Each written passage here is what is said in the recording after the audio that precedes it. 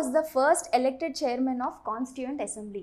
రాజ్యాంగ సభకి మొదట ఎంపికైనటువంటి చైర్మన్ ఎవరని అడుగుతున్నారు. సో ఇచ్చినటువంటి options doctor B R Ambedkar, doctor Sachchidananda Sinha, doctor Rajendra Prasad and doctor Radhakrishnan. So the answer is doctor Rajendra Prasad. So ఇక్కడ మనకి ఇచ్చినటువంటి క్వశ్చన్ ఒకసారి మనం చూసుకున్నట్టయితే ఫస్ట్ ఎలెక్టెడ్ చైర్మన్ అంటున్నారు, అంటే ఎన్నికైనటువంటి చైర్మన్ ఎవరు అని అడుగుతున్నారు. మన కాన్స్టిట్యూయెంట్ అసెంబ్లీ యొక్క ఫస్ట్ మీటింగ్ మనకి 9th December 1946లో మనకి జరిగిందనమాట. ఓకే, సో 9th December 1946లో మనకి కాన్స్టిట్యూయెంట్ అసెంబ్లీ యొక్క ఫస్ట్ మీటింగ్ జరిగినప్పుడు మనకి టెంపరరీ చైర్మన్ అలాగే పర్మనెంట్ చైర్మన్ అని ఇద్దరు ఉన్నారు.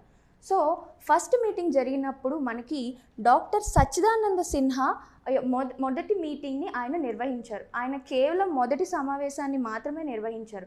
సో ఆ సమయంలో temporary chairman is doctor Sachchidananda Sinha. ఆ తర్వాత మనకి 11th December 1946లో సభ్యులందరూ కలిసి డాక్టర్ రాజేంద్ర ప్రసాద్ని ఎలెక్ట్ చేసుకోవడం జరిగిందనమాట. So doctor Rajendra Prasad is the first elected chairman. ఎన్నికైనటువంటి చైర్మన్ ఎవరు అంటే డాక్టర్ రాజేంద్ర ప్రసాద్ అని మనం చెప్పచ్చు. అయితే డాక్టర్ రాజేంద్ర ప్రసాద్ మనకి కాన్స్టిట్యూషన్ అడాప్ట్ చేసుకునే టైం వరకు కూడా ఈయన ఈ యొక్క కాన్స్టిట్యూయెంట్ అసెంబ్లీకి చైర్మన్గా వ్యవహరించడం జరిగింది. ఆ తర్వాత doctor Rajendra Prasad has become the first president of India. భారతదేశానికి మొట్టమొదటి రాష్ట్రపతి ఎవరు అంటే డాక్టర్ రాజేంద్ర ప్రసాద్.